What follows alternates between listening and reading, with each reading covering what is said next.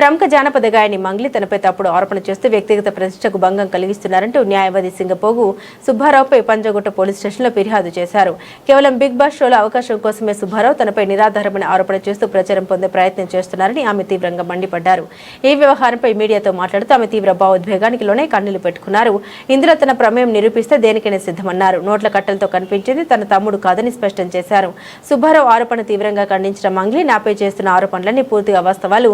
గతంలో నా YouTube, Instagram వీడియోలను తొలగించాలంటే 10 లక్షలు డిమాండ్ చేశారు.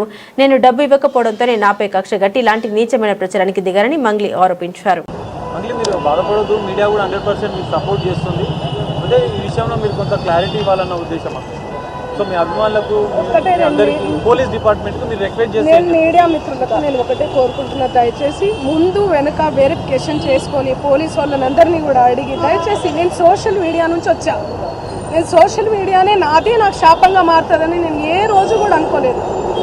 నేను ఒక ఆడపిల్లని, దయచేసి చెప్తున్నా, ఇందులో నా ఇన్వాల్వ్మెంట్ ఉంటే మళ్ళీ చెప్తున్నా, మీరు ఏం చేసినా నేను పడ్డానికి సిద్ధం, నేను ఎక్కడికైనా వస్తాను. కానీ అనవసరంగా నన్ను దయచేసి బ్లేమ్ చేయకండి ముందు వెనక తెలుసుకోకుండా. ఇందులో నా ఇన్వాల్వ్మెంట్ 1% కాదు కదా, 0% కూడా లేదు. ఆయన జస్ట్ ఫేమస్ అవ్వడం కోసమే నాతో మాట్లాడాడు కూడా, నువ్వు వస్తేనే నేను మాట్లాడతాను అని చెప్పి ప్రతి ఒక్కరిని కూడా ఆయన అట్లనే అప్రోచ్ అవుతున్నారు. సెలబ్రిటీస్ని నేను కనుక్కున్నాను కూడా, ప్రతి ఒక్క సెలబ్రిటీ ఇదే చెప్తున్నారు. రిటర్న్ డబ్బులు ఇచ్చి మరీ ఇంటర్వ్యూ చేయించుకుంటాడట ఆయన, అంత పిచ్చి ఉంది ఆయనకి. ఆయన ముందు వీడియోలు వినండి. అండ్ ఈ కేసు సిఐడిలో ఆల్రెడీ నడుస్తుంది, 1 ఇయర్ నుంచి నడుస్తుంది. 3 ఇయర్స్ నుంచి వాళ్ళు ఈ దందా నడిపిస్తున్నారంట. వాళ్ళందరూ కూడా బాలాజీ నాయక్, మధు నాయక్, ఇంకెవరెవరో, హేమకాంత్ రెడ్డి, ఇంకోరు ఎవరెవరో ఉన్నారు. వాళ్ళంతా గొలుసు కట్టులా ఉన్నారు వాళ్ళు. నాకు అసలు తెలీదు. అన్యం పుణ్యం ఎరగని మమ్మల్ని, నన్ను, నా ఫ్యామిలీని దయచేసి రోడ్డుకి మీడియా మిత్రులారా మేము మళ్ళీ చెప్తున్నాం, న్యాయం ఎవరి వైపు ఉంటే వాళ్ళ వైపు ఉండండి. దయచేసి మీడియా అంటేనే నాకు చాలా గౌరవం, నిఖార్సైన మీడియా. దయచేసి చెప్తున్నా, మళ్ళీ చెప్తున్నా, వాస్తవాలు చెప్పండి, అవాస్తవాలు వద్దు.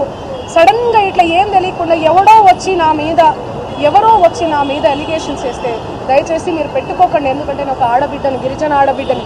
ఎవరెవరో పడనోళ్ళు మా ప్రోగ్రామ్కి రాలేదు, అంత బలుప, అంత ఓవర్ యాక్షనా, ఏమేమో ఉంటాయి. వాళ్ళు వచ్చి పడదు అని చెప్పి ఏదేదో మాట్లాడుతుంటారు. మీరు అట్లా పెట్టుకోవడం చాలా తప్పు. దయచేసి మీడియా మిత్రులు, నా ఫ్యామిలీ లాంటి వాళ్ళు, నా ఫ్యామిలీ మీడియా అంటేనే నా ఫ్యామిలీ, నేను కూడా ఒక జర్నలిస్ట్గానే వచ్చాను. కానీ ఎవరిని ఏ మాట అనకుండా నా కష్టాన్ని నేను నమ్ముకొని, నా పాటను నేను నమ్ముకొని ముందుకెళ్తున్నాను. నా మీద పార్టీ ముద్రలు వేసినా కూడా నేను వద్దు ఈ పార్టీ అని చెప్పి అప్పుడెప్పుడో ముందుసారి సిచ్యువేషన్ని బట్టి వెళ్ళి పాటలు పాడిన. పార్టీ ముద్రలు వేస్తే 2023, 2024 ఎలక్షన్ మూమెంట్లో అసలు నేను ఎక్కడ కూడా కనిపించలేదు, ఎవరికి పాటలు కూడా పాడలేదు. అవునా కాదా? మీరు సెర్చ్ చేయండి, మళ్ళీ చెప్తున్నా, నాకు వద్దు. నా పాట